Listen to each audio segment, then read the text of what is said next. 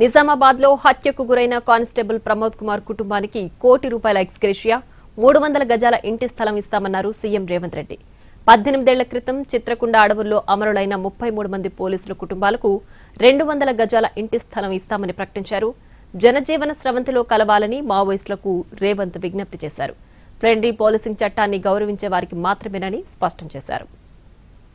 3 రోజుల క్రితం నిజామాబాద్లో సిసిఎస్ కానిస్టేబుల్ ఎంపల్లి ప్రమోద్ కుమార్ విధి నిర్వహణలో వీరమరణం పొందారు.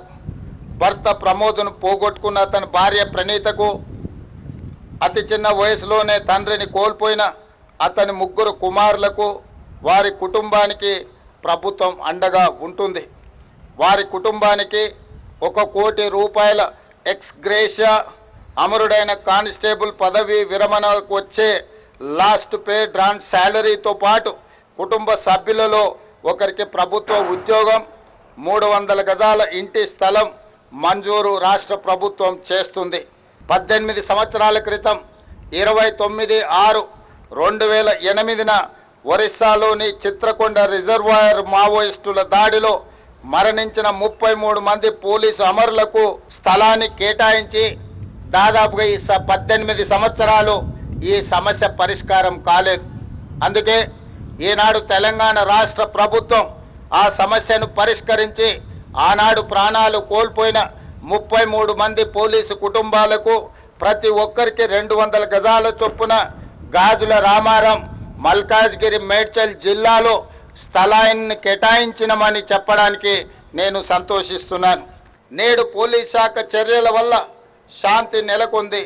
మావోయిస్టు ఉద్యమంలో ఉన్న అజ్ఞాత నాయకులను జనజీవన స్రవంతిలో కలవాలని నేను వారికి ప్రత్యేకంగా విజ్ఞప్తి చేస్తున్నాను.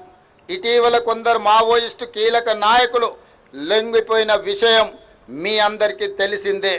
అజ్ఞాతంలో ఉన్న మిగిలిన మావోయిస్టులు కూడా జనజీవన స్రవంతిలో కలిసిపోయి దేశాభివృద్ధిలో భాగస్వాములై తెలంగాణ రాష్ట్ర పునర్నిర్మాణంలో వారి యొక్క వంతు కర్తవ్యాన్ని నిర్వహించాల్సిందిగా మావోయిస్టులకు ఈ వేదిక మీద నుంచి విజ్ఞప్తి చేస్తున్నా.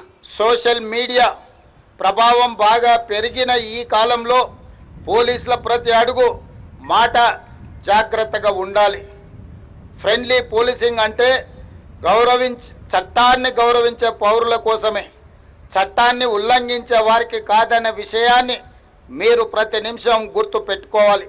ప్రజాస్వామ్య పాలనలో ప్రజల హక్కులను కాపాడుతూ వారి సమస్యలను తెలియజేసేందుకు చేపట్టే నిరసన కార్యక్రమాలకు పోలీసులు అనుమతి ఇస్తూనే ఈ సందర్భంలో సాధారణ ప్రజలకు ఇబ్బంది కలగకుండా ఎంతో సున్నితంగా బాధ్యతగా వ్యవహరించారు.